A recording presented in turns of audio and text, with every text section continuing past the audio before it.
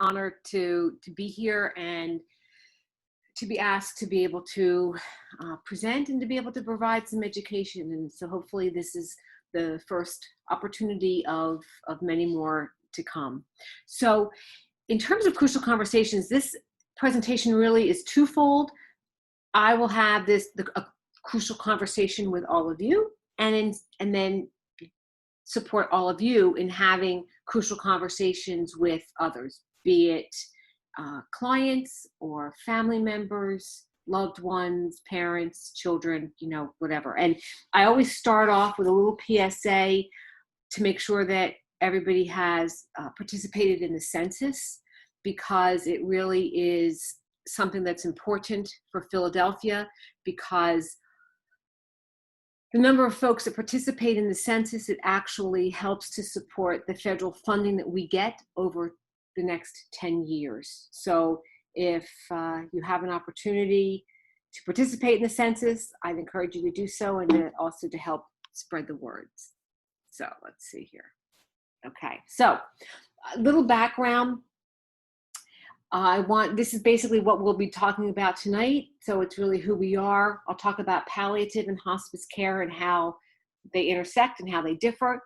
We'll get into the crucial conversations, talk about some myths, and then Q&A.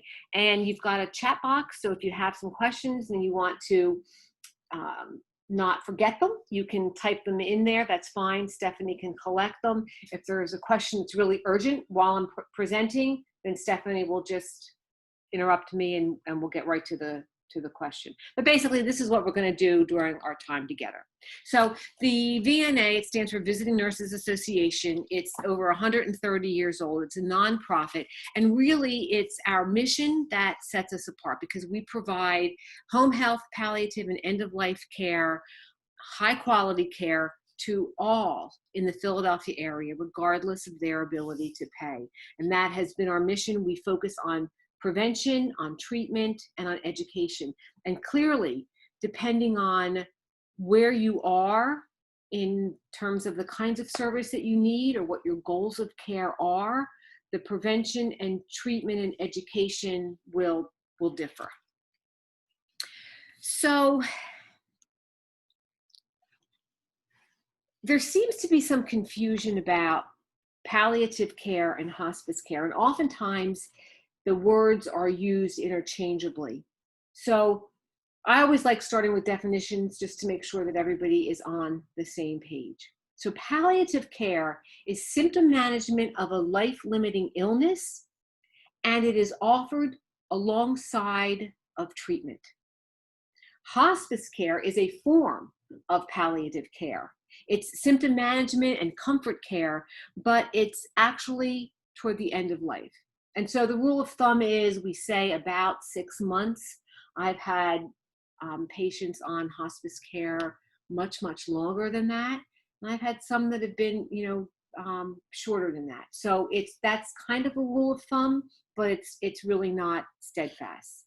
So all of hospice care, as you can see by this chart, all of hospice care is palliative care, but not all of palliative care is hospice care. Palliative care can begin at diagnosis, okay? Hospice care begins after the treatment of the disease is stopped and when it's really clear that the person is not going to survive the illness. And sometimes it's at the point where treatment is actually hurting someone more than if they just stopped the treatment. So difficult conversations, right? If the need for difficult conversations does not go away if we just ignore it. And the program today is really designed to empower and support all of you while dispelling some of the end-of-life myths. And as we were talking beforehand, this is not a one and done kind of conversation at all. And it's not about doom and gloom, and it's not about giving up hope. It's really going back to the goals of care and being able to share information with loved ones, right? In palliative care, there's a nurse practitioner and a social worker that meets with the patient as well as the family to help begin these crucial conversations, or to help advance the conversation if the conversation has already started, okay? And sometimes it has, but sometimes we need to really help move it along in the process. And it's also true in hospice. And when the conversations are initiated early on, we find that there's really less uncomfortableness about continuing the dialogue, and there's less stickiness and less emotion if it started early on, because you're just picking up from where you left off and you're continuing this conversation. That's why we like to, the VNA, we really try to have these crucial conversations in palliative care so that it's easier then to segue into hospice when the time is appropriate, not rushing anybody, when and if the time is appropriate. And we're building on the conversations. So it's not a one and done, but you become familiar with the talk and you become familiar with the dialogue. So we know that there are really two best gifts that we can give our loved ones. The first one is to make your wishes known, and to make the wishes known so that you're not requiring anybody in your family or any of your friends to make a decision for you if in the time comes when you're not really able to make your wishes known for whatever reason, right? So that's the first best gift that you're able to leave, is that these are my wishes. This is what I want everybody to know. The second gift, as a family member or as the loved one of someone who is sick, is to honor those wishes, so that whenever the time comes and someone's not able to make their needs known for whatever reason, their wishes have been made known, and now you get to honor those wishes. You're not making any decisions. You're just honoring what somebody else has already told you that they would like to have. And so that's part of why having these crucial conversations really is so important. All right, so how do we begin? So I started out by saying, these are not one and done conversations. They might be brief. They may be, when I have conversations with my mom, it's maybe 2 minutes and then we're off and talking about something else. But you know what? Then maybe next week or a month down the road, she may ask me something, or we may tiptoe back into the conversation. So she can't handle a big, long conversation, but she can handle little itty bitty ones. So that's great. So they can be brief, right? The important thing is that you open the door and that you start to have the conversation. I think sometimes, as people are really afraid to have the conversation, when you're able to start it, it makes the other person a little bit more at ease to continue the conversation. So I'm going to give you some opening liners. Maybe you just say, hey, you know what? I'm going to share something with you. Is now a good time? Right? You know your family members pretty much better than anybody else, or they know you. And so maybe it's just as simple as, is now a good time to share some things with you? And it may not be. So it's like, oh, all right. When would be, right? Another one could be, hey, and you can use this program actually as a conversation starter, but I went to this program about crucial conversations, or the best gifts in life, or making needs known. And you know what? I wanted to talk with you about some things, right? So you're just starting the conversation. Maybe it's, I want to make sure when my time comes that my wishes are known. Is it okay? Can we talk? And again, the person can say no. And it's important to honor that. It doesn't mean that the person doesn't care. It really just means that maybe they don't have the bandwidth to enter into this conversation. Maybe they don't want to be the person who's asked to carry out any of your wishes. And it's best to know now we always want to make sure that whomever is going to be carrying out any of our wishes, that they know that that's happening. But you want someone that wants to be able to do this, right? You don't want to ask someone to do something that they're really not comfortable with, because when the time comes, it's going to be difficult for them to honor your wishes, especially if they don't agree with your wishes. That's part of the importance of these crucial conversations. Maybe it's something as simple as, you know what, there's something important on my mind. Can we talk? It doesn't have to be a long opening, something really short and sweet. If you are one who gets maybe nervous or emotional bringing up these kinds of conversations, you know, maybe write down your thoughts so that there's something important on my mind. And then you've got a piece of paper so that you know these are some of the things that I want to outline. Or maybe even write a letter. And there's something important on my mind. I've written some things out. Would you be willing to read this, right? There's no right or wrong way to do this. It's just important that it gets done. This is actually how I started with my children and my family. I said, you know what? I'm finalizing some paperwork that I want to tell you about, and I also need some input from you. You never want to surprise someone by making them a power of attorney, medical power of attorney, financial power of attorney, right? You want them to buy in with this. And it was interesting. One of my sons was really okay with being a medical power of attorney, and the other one didn't want anything to do with it. So I can help them help me when I'm no longer able to help myself. All right. Hope that makes sense. This is the hard thing about Zoom, is that I really can't look around like a classroom style and see people's faces to see if there's confusion. But Stephanie, please, you know, pop in if I need to explain anything in greater depth. So when I say start with the end, it's really important that you think about what are your goals of care, right? And always talk truthfully. And, you know, whatever it is I've been thinking about. And sometimes it might not just be one-on-one with somebody. It may be you with your 2 or 3 children. It may be you with your siblings and your parents. So it doesn't necessarily just have to be, you know, one-on-one.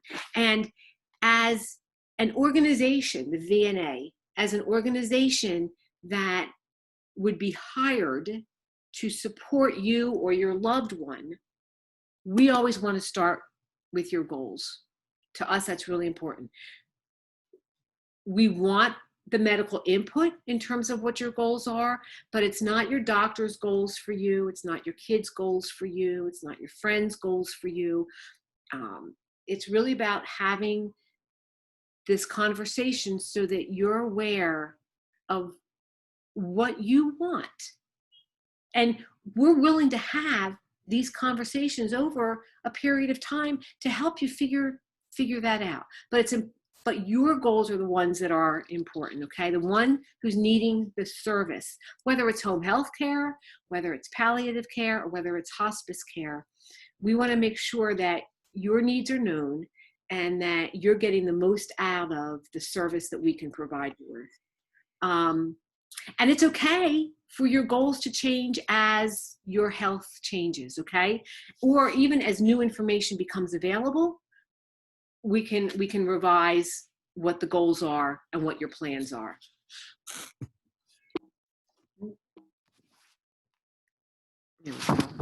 So basically, we want to know what's important to you. It's important that you open your mouth, that you say something, because nobody is able to read your mind. Your words are really important. So if there's no questions on that part, I'd like to kind of move into some of the myths and the facts and separate out some of the things. So there's one myth that says hospice kills you, right? If I don't go on hospice, I won't die. Hospice is going to kill me. Well, the goal of hospice is neither to prolong life or hasten death, right? but it makes the quality of the patient's life the best it can be in their final months or days or weeks. And sometimes actually we have people on hospice more than a year. And we also have people who we say they graduate from hospice because when they're getting all of this extra care at home and their medications are being looked at several times a week, and we're monitoring every little change that there can be in terms of your health care, sometimes actually the symptoms are so well managed that we're not seeing a decline in terms of the symptoms, right? We're not seeing the symptoms diminish or the need for more care in terms of the symptoms. And that's what we do in hospice, is we manage the symptoms. It doesn't mean that the disease is gone, right? But it just means that the level of care that you've been having is really not warranted anymore. And so you graduate from hospice, and who knows, maybe in a few months, maybe in, the following year, you come back onto hospice services again. And I've had patients who have been on hospice almost 3 years, and they've come on and off numerous times during that time frame. So there's nothing that's actually set in stone. The myth is that when you come on hospice, that there's no longer any hope, right? That you're just giving up. Well, there's really a shift in hope from the quantity of life to the kind of quality of life, and letting someone live in comfort and dignity. Hospice doesn't mean that anyone has failed the patient, right? Hospice is a type of medical therapy that may be appropriate more than a curative treatment for people with a terminal illness. So you're not giving up hope. You're kind of shifting what the hope is.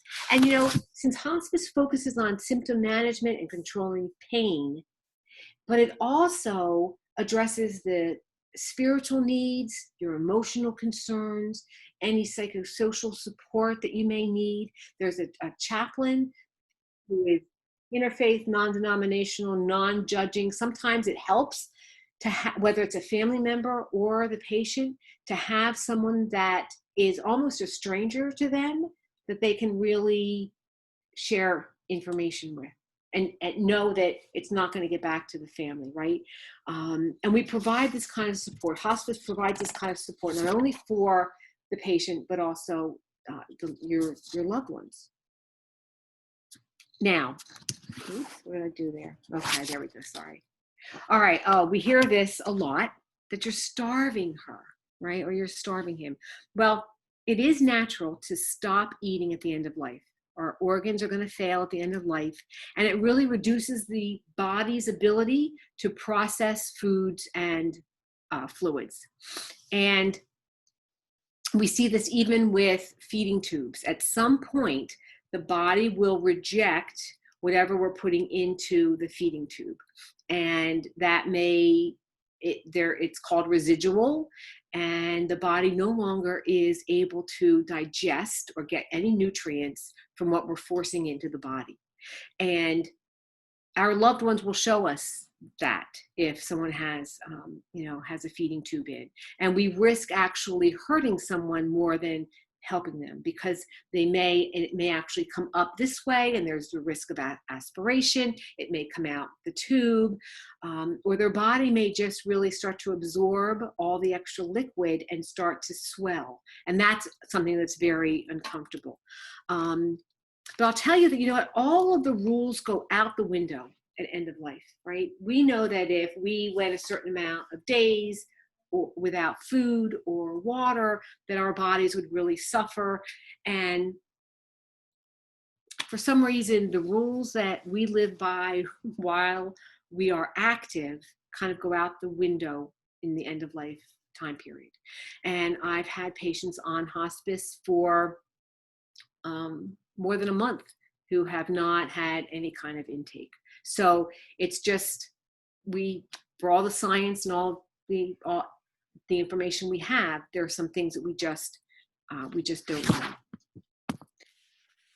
But I do know, especially, I come from an Italian family, that food is symbolic of love, right? When I grew up, if you did well on a test, it's because you had a good breakfast. If you didn't do well on a test, well, you didn't eat much for dinner last night. I mean, everything was based on what we ate.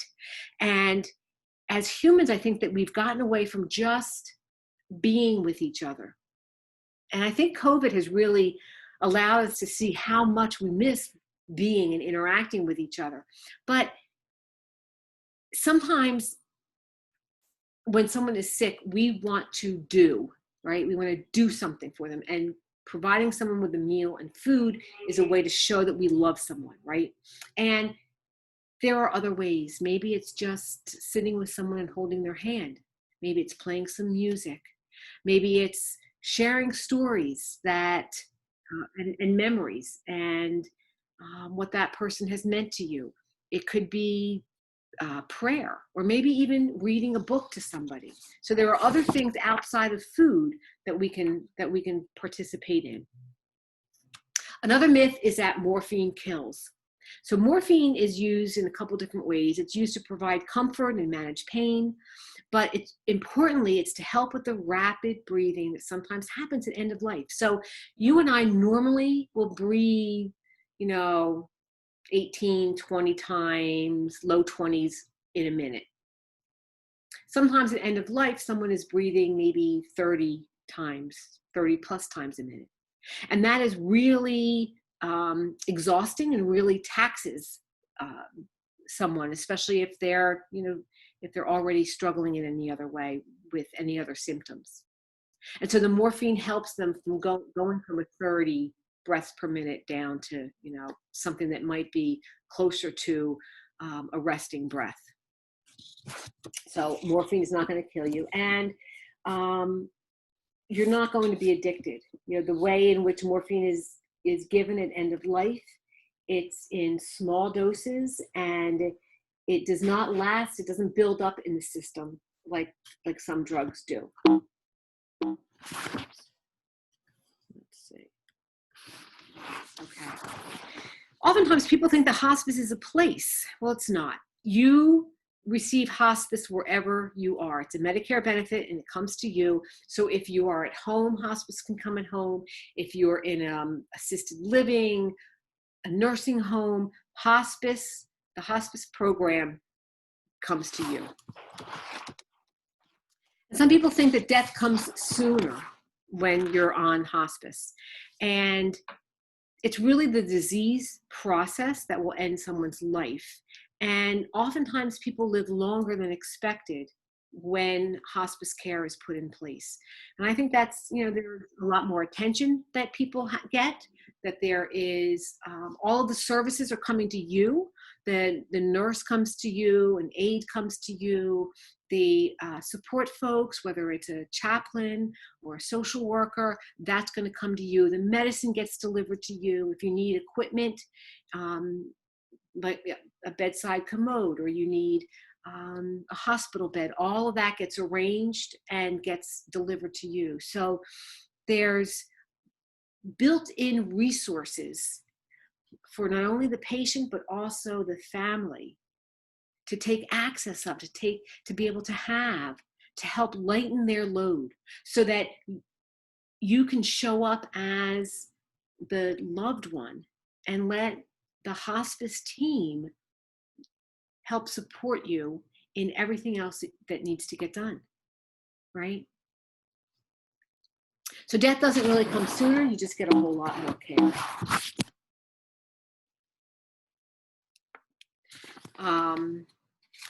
So it's important that you have these conversations. It's important that these are done now versus later. And there's no time like the present for paperwork or conversations, to make your wishes known, to write letters. I found this little meme, this little text meme. Hey, this is how my son begins any important conversation with me. This is what I get. Actually, it'll say, hey, mama, and that's it. And I know this means that and the way I envision this is, he's like, okay, I've got to tell my mom this. I've got to tell my mom this. How am I going to tell my mom this? Or I need to ask this question. And it's like, I don't know what to do. So I'll just put something out there so that she knows we have to have a conversation. And this is what he does. Hey, mama. And then I, text him back. Hey, how are you? You want to chat? And then he'll call. But it's like an icebreaker. It's just a way for him to kind of, tiptoe into the conversation with me. So in summary, right, it's your goals for your care that matter, or it's your loved one's goal for their care that matters. I'm going to ask you to suspend and forget all of the hospice myths. And when we finish this, if there's other information that makes you uncomfortable about hospice, let's talk about that, because it may be a myth or it may not be, but let's talk about where the level of uncomfortableness is, okay? Your end of life wishes matter, and the only way that anyone is going to know what your end of life wishes matter is to tell you, is to share that with you, right? And so it's a gift that you give to your loved ones by having this in order. And it doesn't matter what age you are. It doesn't matter if you have a particular disease, if you are in remission, if you are healthy. These are important things to have in place, right? And there's no time like now to just make your wishes known. So complete the paperwork. There's a document online that you can print out for free called the 5 Wishes. And that goes even into some other kinds of things like, if I'm at the end of my life, what kind of music do I want played? Well, I've changed my 5 wishes a whole bunch of times as my interest in different kind of music genres changes, right? But it helps you to start to think about what are the things that I want to communicate. It doesn't have to be morbid. And when you do it outside of the need to do it, an emergency of doing this, it's less emotional, and you actually can learn more about the other person. And just start, right? Just take the first step with your loved one, right? There's something on my mind. It can be as simple as that. All right. So, questions?